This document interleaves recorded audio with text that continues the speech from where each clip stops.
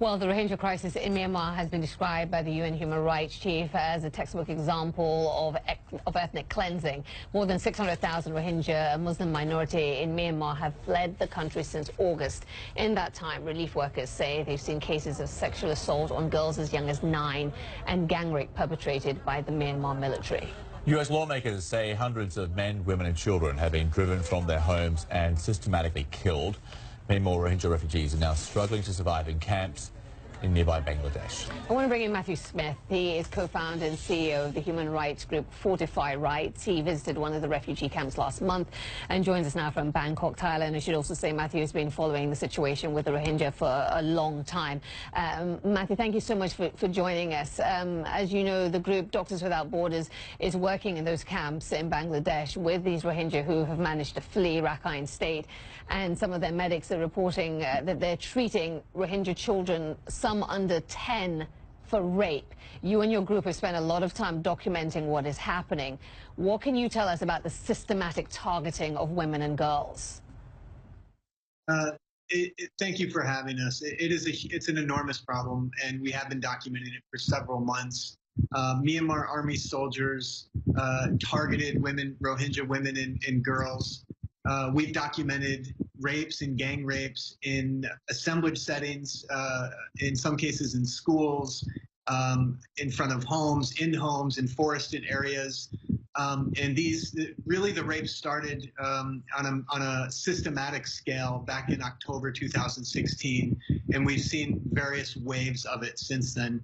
And unfortunately, we don't have an accurate figure of the number of women and girls who have been affected by this, but it is staggering. Yeah, it is. It's hard to believe. I want to read from a piece you wrote for Time magazine about what came out of the interviews you did with victims and witnesses of that earlier crackdown back in 2016 that you were referencing. It will actually be a year ago this month that it took place in Rakhine State.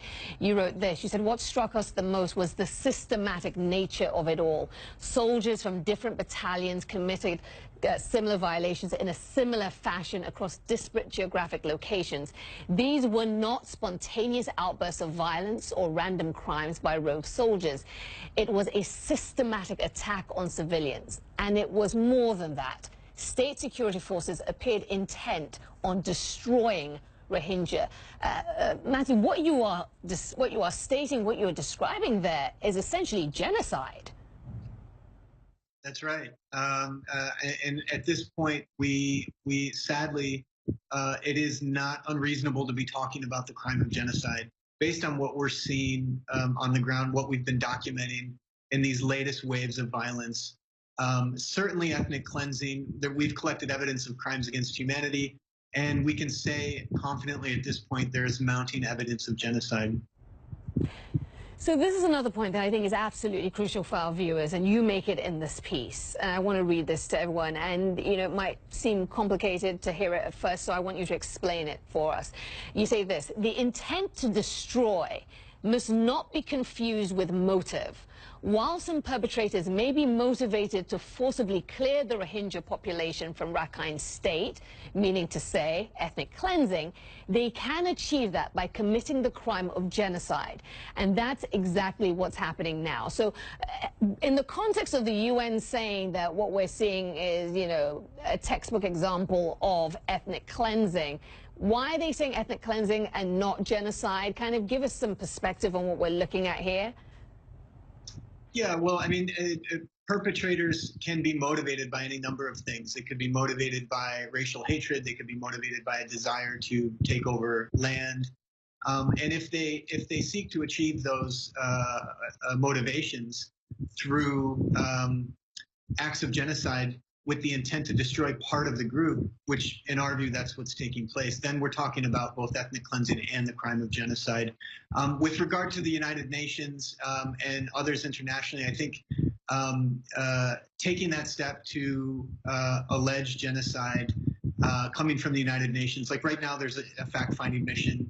The UN is collecting as much information as it can, and will make presumably some sort of determinations soon.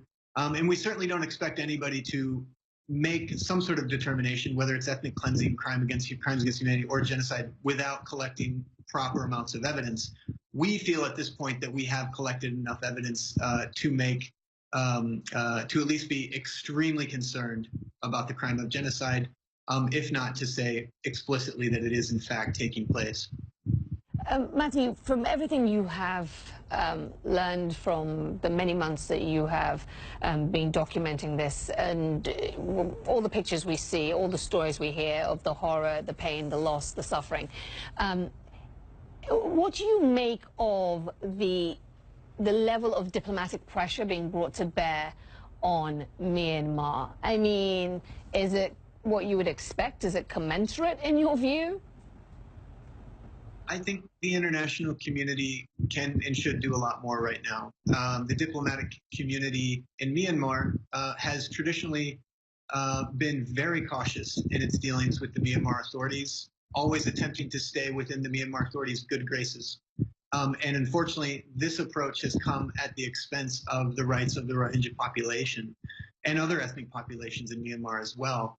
We have seen some conversations at the Security Council. I participated in an informal briefing for the UN Security Council in early September. We saw the Security Council have a public session on this, an open session in which many member states condemned the violations that are taking place. That's positive. Unfortunately, it was not followed up with action. And right now, what's desperately needed is action. So there are a number of steps the international community could take. For example, sanctioning those who are responsible for these atrocities. We're also advocating for the UN Security Council to work towards a referral to the International Criminal Court to investigate, try, and prosecute those who are responsible. Until there's some accountability for these violations, we are worried we're just going to see more mass killing, more mass rape, mass gang rape, and other violations. We're all worried with you. Matt Smith, thank you so much for joining us and bringing your valuable insight into the terrible situation facing the Rohingya. Thank you. Thank you so much.